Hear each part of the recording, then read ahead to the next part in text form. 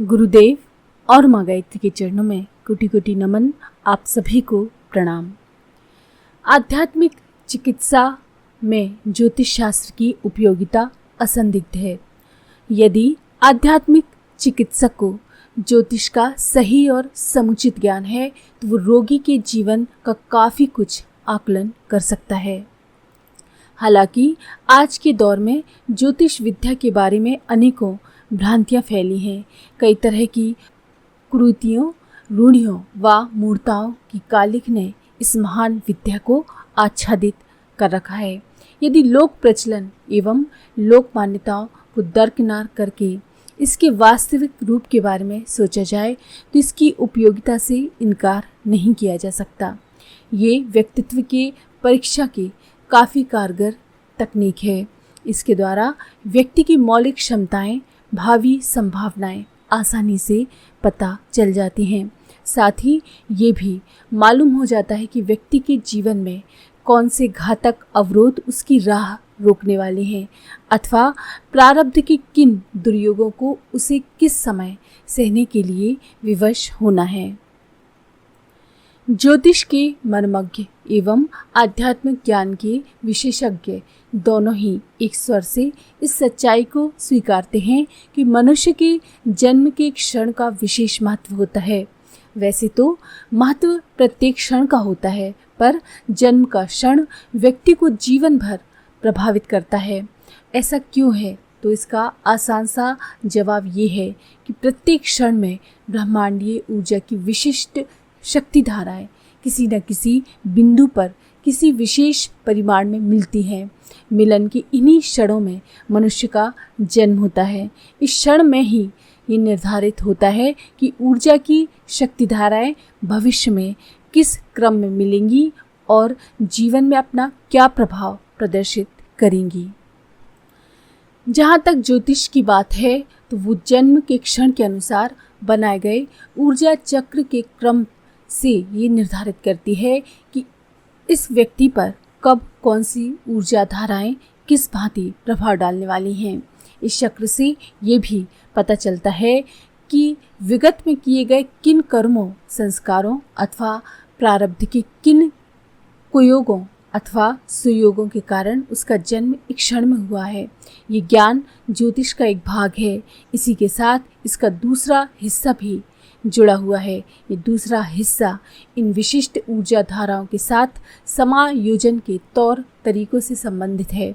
अर्थात इसमें ये विधि विधान है कि किन स्थितियों में हम क्या करें, यानी कि क्या उपाय करके मनुष्य अपने जीवन में आने वाले सुयोगों व सौभाग्य को बढ़ा सकता है और किन उपायों को अपना करके वो अपने कुयोगों को कम अथवा निरस्त कर सकता है। प्रत्येक स्थिति को संवारने के लिए अनेकों विधियां हैं और सभी प्रभावकारी हैं। आध्यात्मिक चिकित्सक इनमें से किस विधि को स्वीकार करता है और किसको अस्वीकार करता है, ये उसकी विशेषज्ञता पर निर्भर करता है। आज के दौर में ऐसे विशेषज्ञ और मर्मज्ञ नहीं के बराबर हैं जो अध्यात्म साधना और ज्योतिष विद्या दोनों में निष्णांत हों। पर कुछ दशक पूर्व भारतीय विद्या के महापंडित महामहोपाध्याय डॉक्टर गोपीनाथ कविराज के गुरु स्वामी विशुद्धानंद जी महाराज के जीवन में ये दुर्गम सुयुग उपस्थित हुआ था। हिमालय के दिव्य क्षेत्र ज्ञानगंज के साधना काल में उन्होंने अपने गुरुओं से आध्यात्मिक चिकित्सा के साथ ज्योतिष विद्या में भी मर्मज्ञता प्राप्त की थी। वे ज्योतिष के तीनों आयामों गणित ज्योतिष, योग ज्योतिष और देव ज्योतिष में पारंगत थे। गणित ज्योतिष को तो सभी जानते हैं। इसमें जन्म समय के अनुसार गणना करके फलाफल का विचार किया जाता है। योग ज्योतिष में योग विद्या के द्वारा व्यक्ति के माता पिता के मिलन का पता करते हैं। इसकी गणना गर्भाधान के क्षण से की जाती है, न कि जातक के भूमिष्ठ होने के क्षण से। देव ज्योतिष में कई आश्चर्य प्रकट होते हैं, जैसे व्यक्ति के नाम से ही उसकी कुंडली बना देना, उसके वस्त्र अथवा किसी परिचित व्यक्ति को आधार मानकर उसके जन्म चक्र एवं फलाफल का ठीक ठीक विवेचन कर देना। व्यक्ति को देखकर उसकी पत्नी अथवा किसी दूर दराज के रिश्तेदार की जन्म कुंडली बना देना और उसका सही फलाफल बता देना। स्वामी विशुद्धानंद जी अपनी आध्यात्मिक चिकित्सा में ज्योतिष की इन आयामों का उपयोग करते थे। रोहिणी कुमार चेल महाशय ने उनके साथ हुए अपने अनुभव को बताते हुए कहा है कि जब वो पहली बार उनसे मिलने गए तो अपने हैंडबैग में स्वयं की एवं पत्नी की कुंडली लेकर गए थे।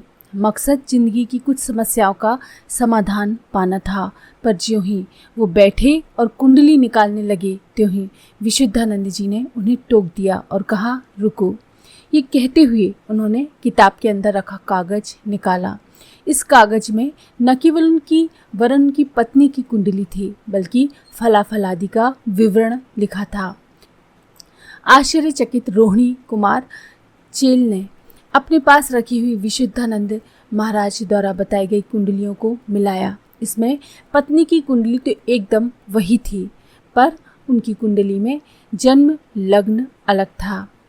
जिज्ञासा करने पर उन्होंने कहा कि मेरी बनाई कुंडली ही सही है, क्योंकि तुम्हारे पास की कुंडली यदि सही होती तो तुम साधारण इंसान ना होकर अवतार होते और तुम हमारे पास ना आते, बल्कि मैं स्वयं तुम्हारे पास आता, क्योंकि तुम्हारे पास की जो कुंडली है उसमें वर्णित जन्म लग्न के साथ ब्रह्मांड की जो ऊर्जा धाराएं जिस क्रम में मिल रही थी वो सब कुछ असाधारण था।